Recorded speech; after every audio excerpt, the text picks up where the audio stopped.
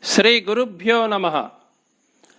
Those were the days when Indians were not allowed in research works by foreign scientists.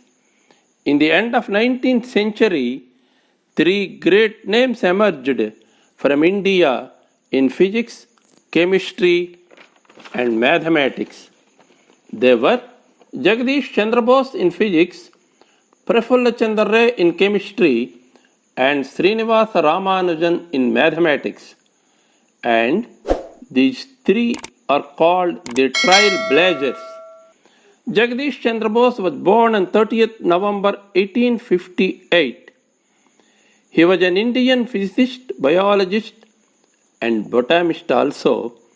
His father, Bhagavan Chandra Bose, who worked as a deputy magistrate, sent his son to a vernacular school, that is, mother tongue school, because his father believed one must know one's own mother tongue before beginning English.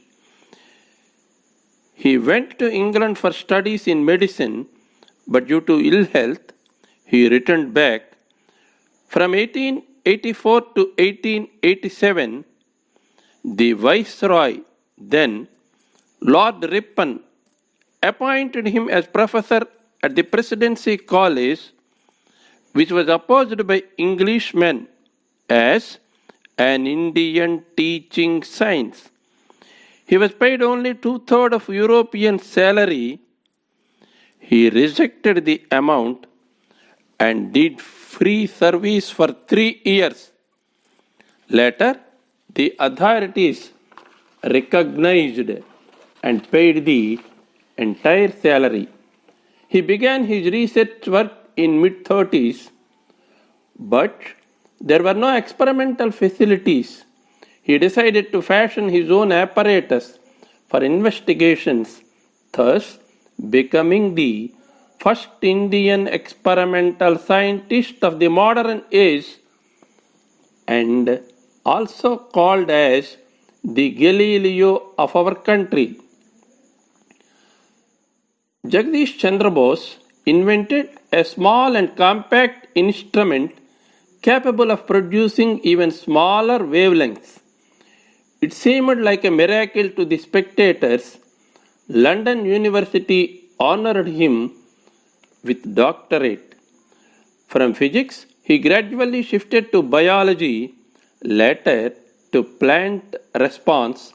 He designed magnification crystallograph, which could record 100th of an inch of growth per second. In 1913, at the age of 55, he started another innings. Had been dreaming about building an Indian institution on the lines of the Royal Institution of England. He knew it needs money. He gave lectures in Bombay and Pune to raise funds. The government granted him a flat beside his house in Calcutta. Tagore composed a song and the institute was formally inaugurated in the year 1917. Later, it was named as Bose Institute, providing facilities in physics, chemistry, botany, zoology, plant physiology, and microbiology. He was happy to see his dream in concrete shape.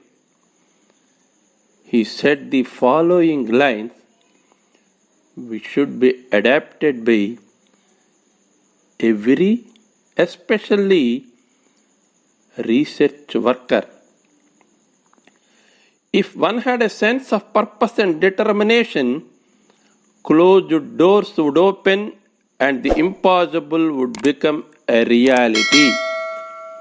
His first work on electromagnetic waves did not give him recognition. Later, his work on plant response evoked a mixed response. Later, he worked for 20 more years and waited. Finally, his papers were published by Royal Society in the year 1920 and he was honored a Fellow of the Royal Society. In Berlin, the German papers reported after his demonstration the following lines.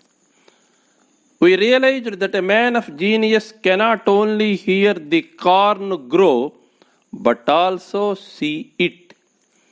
In Professor Bose, there lives and moves that ancient Indian spirit. Let us expect such spirit from Indian youth.